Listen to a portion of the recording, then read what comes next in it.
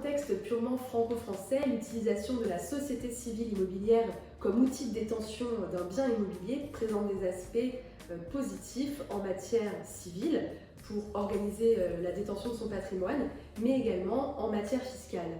Attention toutefois, dans un contexte international, ces bienfaits peuvent se retourner contre le contribuable.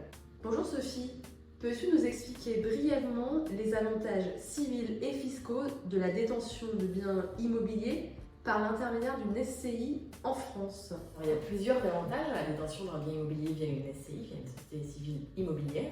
Le premier qui est l'absence d'indivision qui aurait autrement imposé l'unanimité pour certaines décisions. On a également une prise de décision plus fluide en aménageant les statuts, en aménageant les pouvoirs des associés et du gérant. Ça permet également de transmettre son patrimoine à moindre coût en logeant la dette dans la société civile immobilière, notamment un prêt.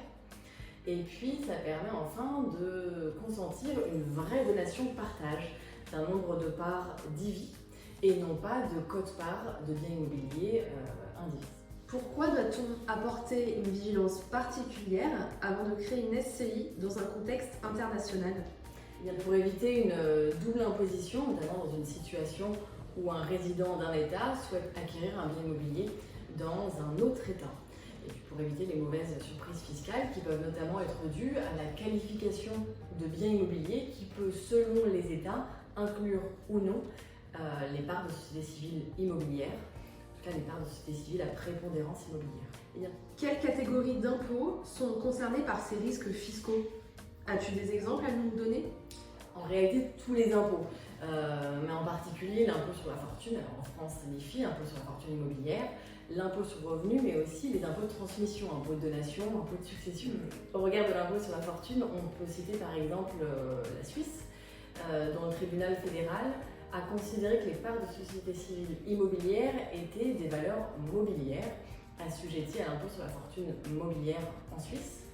De telle sorte qu'on peut se retrouver dans une situation où un résident fiscal suisse est assujetti sur les parts de société civile immobilière française à l'impôt sur la fortune mobilière suisse, tandis que s'il avait détenu le bien immobilier en direct et non pas via une SCI, il n'aurait pas été fiscalisé en Suisse. Et au regard de l'IR, on peut citer d'autres exemples. Certains pays, par exemple la Belgique, qualifie de dividendes les revenus perçus par une société civile immobilière qui a une activité de location nue, c'est-à-dire de location non meublée, tandis qu'en France, ces revenus-là vont être taxés dans la catégorie des impôts fonciers.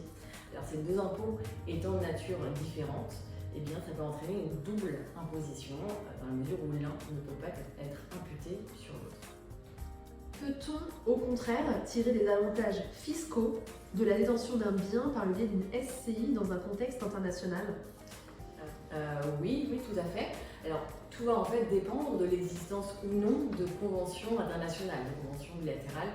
On a certaines conventions qui vont taxer les parts selon le lieu de résidence du donateur ou du défunt, tandis que, comme par exemple d'ailleurs la convention franco-libanaise, tandis que d'autres conventions vont, elles, privilégier l'état de situation du bien immobilier détenu par la société civile immobilière. Donc, en fait, vont privilégier le critère de prépondérance immobilière, comme la convention fiscale franco-américaine, par exemple.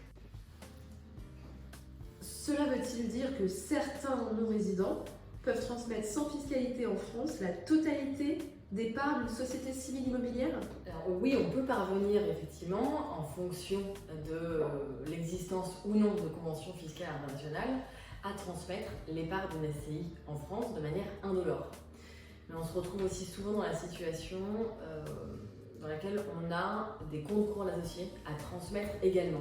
Et la qualification de ces comptes courants d'associés peut entraîner l'application de règles différentes en droit international privé, de sorte que ces comptes courants d'associés peuvent être taxés finalement en France. Et donc le bénéfice fiscal est alors mieux. Merci beaucoup Sophie, c'était très instructif. Nous comprenons la nécessité de faire une analyse approfondie et personnalisée à chaque situation.